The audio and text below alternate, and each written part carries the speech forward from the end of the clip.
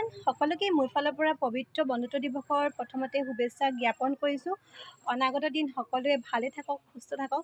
যিহেতু বন্ধুত্ব অবিহনে আমাৰ জীৱনটো চলাই নিয়াটো অসম্ভৱ আৰু সদায় আমি একতা বান্ধোনে বান্ধ খাই থাকিব লাগে প্ৰত্যেকজনে আৰু এজনে আনজনক সদায় সহায় কৰিব লাগে যিহেতু বিপদৰ বন্ধুৱে আচল বন্ধু। চ' আজি মই ভিডিঅ'টো প্ৰথমতে বন্ধুত্ব দিৱসৰ শুভেচ্ছা জ্ঞাপন কৰিলোঁ আৰু লগতে আজি 1 তাৰিখ, গতিকে মই এই 1 তাৰিখৰ দিনাখনেই আপোনালোকলৈ অকণমান যিহেতু আজি বন্ধুত্ব দিৱসৰ উপলক্ষে মই আমাৰ এই বহাগ বিহুত আমি বহাগ বিহুত নাচিছিলোঁ, মানে আমাৰ কোনো আখৰা নোহোৱাকৈ আমি এযোৰা জেং বিহু মাৰিছিলোঁ।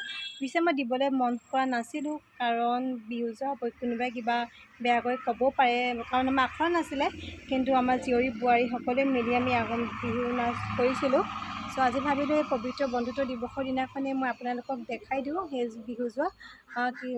অজানিতে কিবা ভুল হ'ব পাৰে, ভুলটো মানুহৰ হয়েই স্বাভাৱিক, কিন্তু ভুলখিনি মোক দেখুৱাই দিব। কিন্তু আপোনালোকে চাব কেনেকুৱা হয় ক'ব, আৰু অকণমান মই বেছিকৈ নাচি দিছিলোঁ, চ' চাবচোন। তেতিয়াহ'লে ভিডিঅ'টো মই ষ্টাৰ্টিং কৰি দিছোঁ, আপোনালোকে চাব শেষলৈকে আৰু মৰম দিব। আৰু এটা কথা কওঁ, যদিহে মোৰ ইউটিউবত নতুনকৈ আহিছে তেন্তে ইউটিউব চেনেলটো ছাবস্ক্ৰাইব কৰিব, লাইক কৰিব, শ্বেয়াৰ কৰিব আৰু কাষত থকা বেল আইকনটো ক্লিক কৰিব কিন্তু নাপাহৰিব। আৰু আজি মই ভিডিঅ'টো বাহিৰতে ষ্টাৰ্টিং কৰিছোঁ কাৰণ ভিতৰতো বহুত গৰম হয়।